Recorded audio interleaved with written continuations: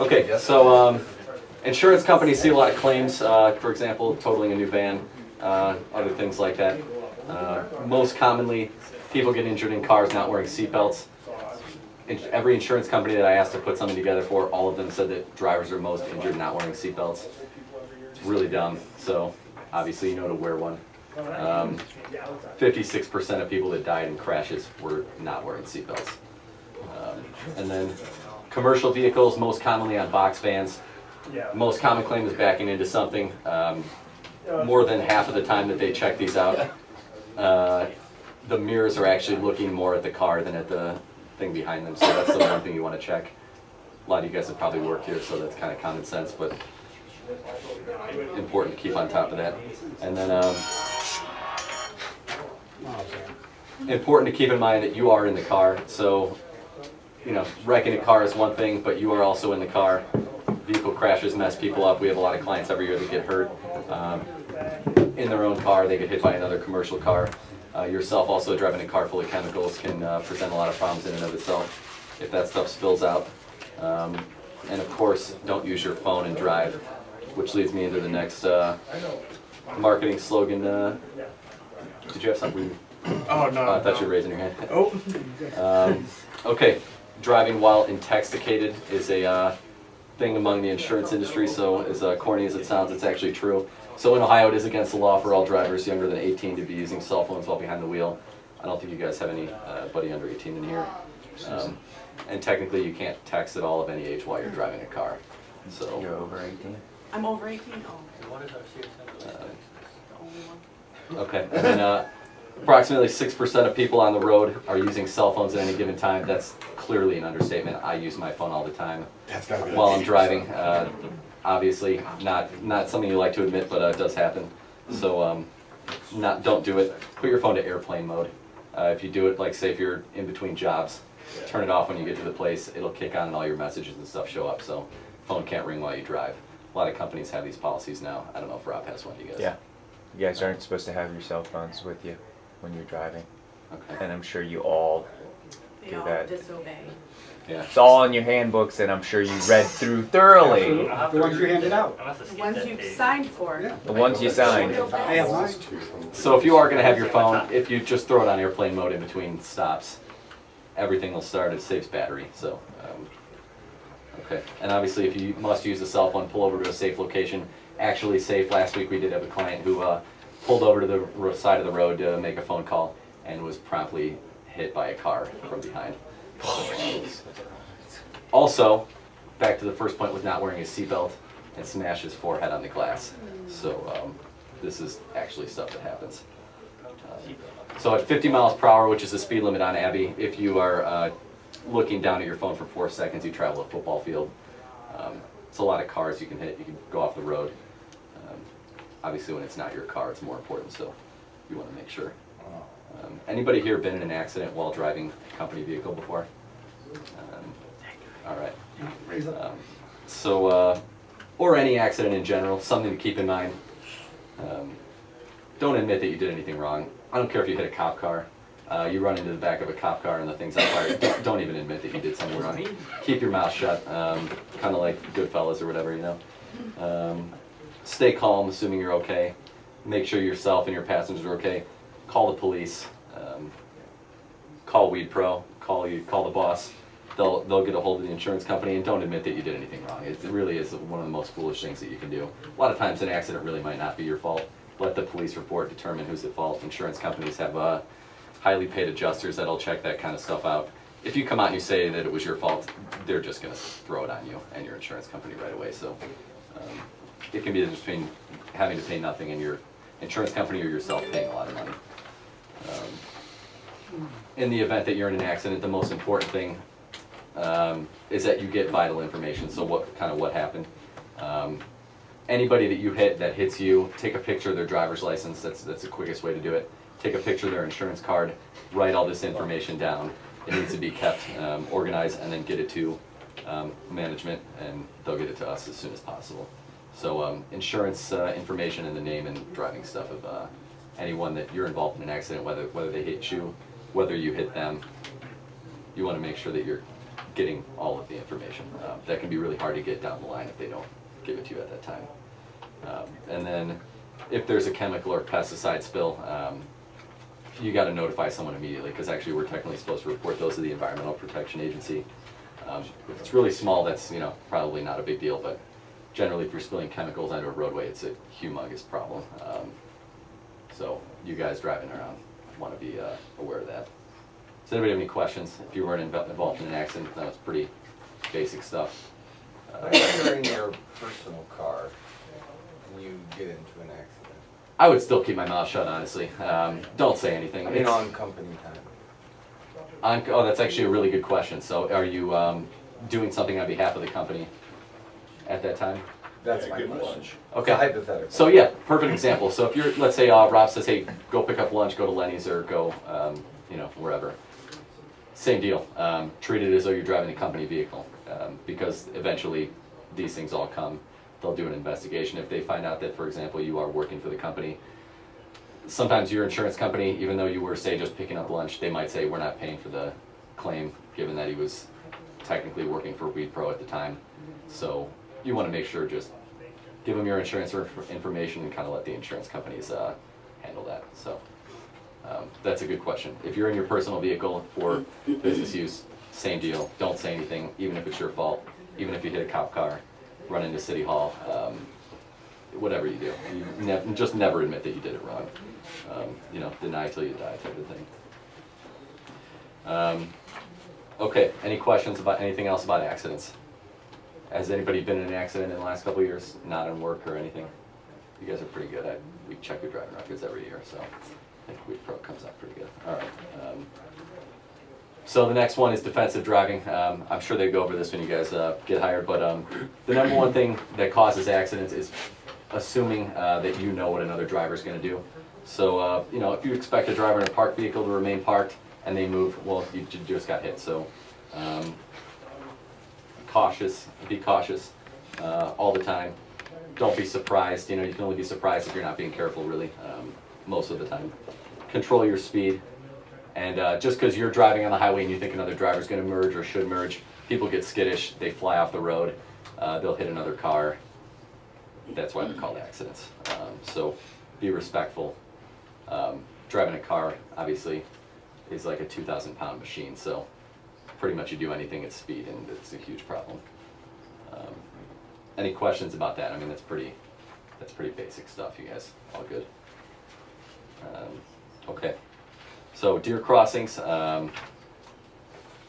you can hit deer. It happens all the time. We had 4 clients hit deer this week. Rob was one of them. Yeah. Rob, Yeah. that was last week, so there were 4 Yeah. actually this week. Yeah, So 5 technically in the last couple weeks. Dawn and dusk, so mornings you guys are going out, that's when you see deer. If you see one deer, there's usually a couple more. They're deer. I mean, just don't hit deer. Do your best. Be careful. There's really nothing you can do. The government does have an official stance on whether or not you should swerve to avoid hitting a deer. You should not swerve to avoid hitting a deer. You should just hit the deer. Seriously, you should just hit the deer. Because swerving, you can go off the road, you could hit another car. Everybody likes venison, so that's that. So moose, bigger ones, you should swerve. You guys don't. I don't think we have that problem up here, but so. How about technicians?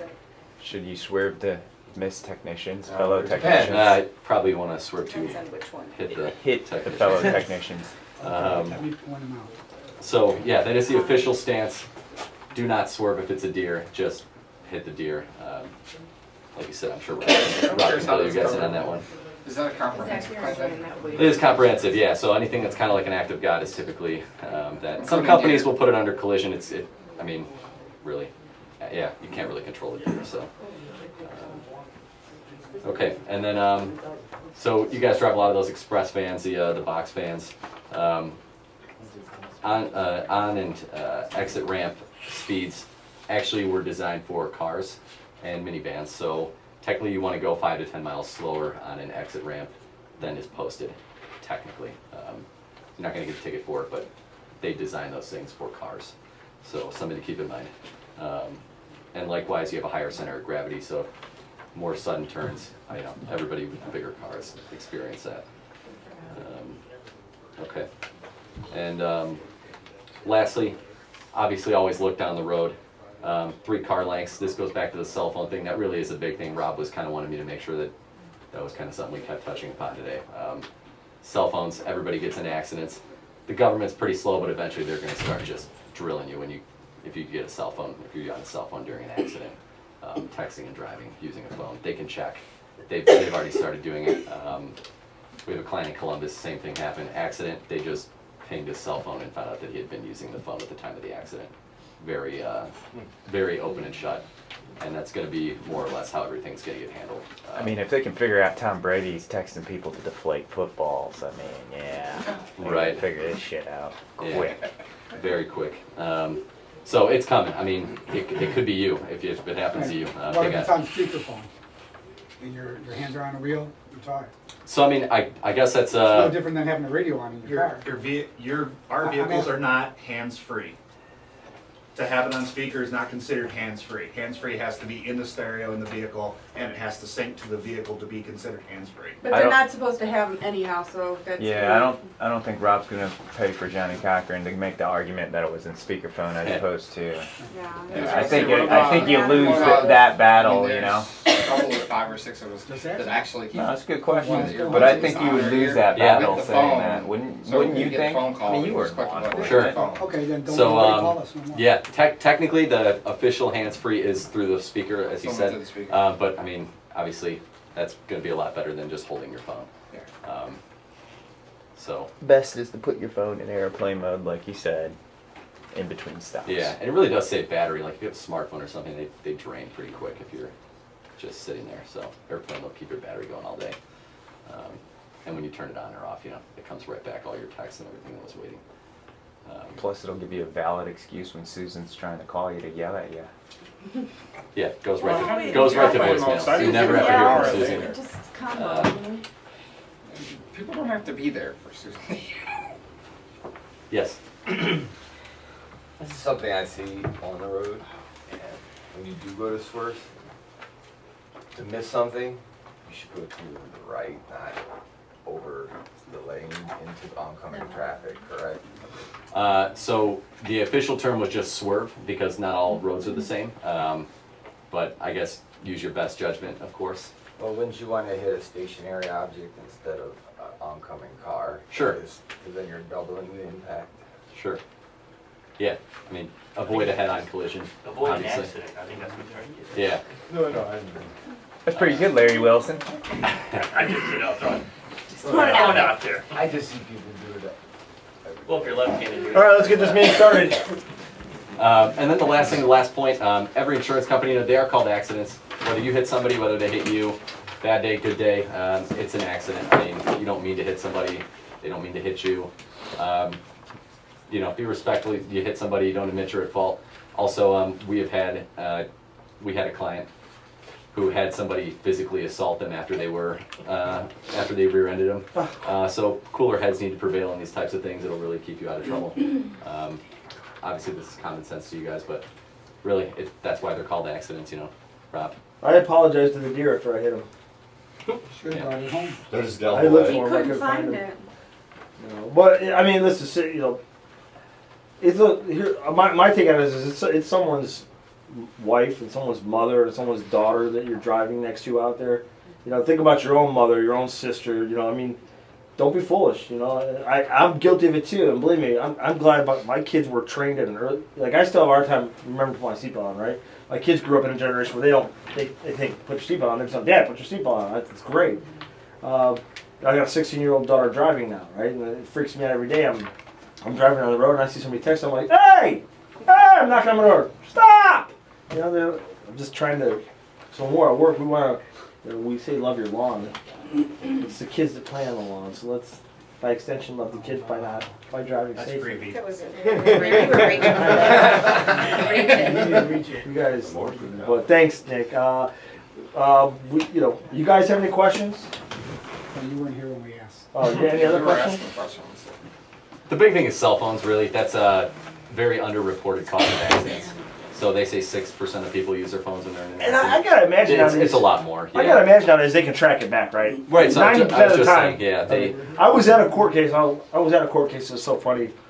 I was sitting in and watching it, and they brought into evidence a Facebook post that happened, moments before. I was thinking, oh my God, is that guy that much of an idiot? He's sitting there saying he didn't do it, he didn't do it, he didn't do it. And they show the accident happened at 9:57, and he posted something at 9:56. I'm like, you're gonna get busted. I mean, it's like black boxes in the plans. They know what you're doing. It's exactly good. Yeah, black box is a good way to think about it.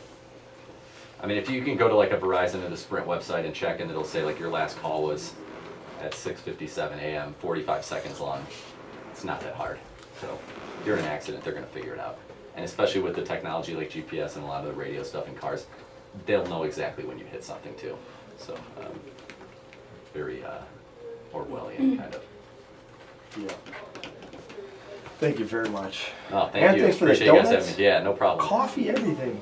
Your rates just went up. No, they just went down because you guys are all going to be such safer drivers, and over time they're going to be like, we're cutting your rates So down. we got the guy who hit the van. He left, I think, right? Yeah, well, we moved him out of a van into Oh, okay. sales. We weren't having any more of that. Not driving. Perfect. That's funny. He wrecked his computer last week. Yeah. Still hasn't learned. And by the way, if you have personal needs, he's not going to tell you this. If you have personal needs, like I'm getting ready to switch my homeowners insurance over to Cobos, so they're that good. So your own individual, personal, Oh, I would and home actually like to needs. do that too. Get a rate. It doesn't hurt to get a price and compare and shop. Yeah, I will, absolutely. Thank you. I have this information too if anybody needs it. I mean, Larry's going to switch over probably next week. Probably. Thank you, Larry. Stefan doesn't even own Do a you house, have and he's going to buy mustache homeowners insurance insurance. for Larry? Larry needs mustache insurance. Jason's going to probably switch 2 weeks from now. Funny story, my car insurance, I ended up getting a ticket like in October. First ticket, I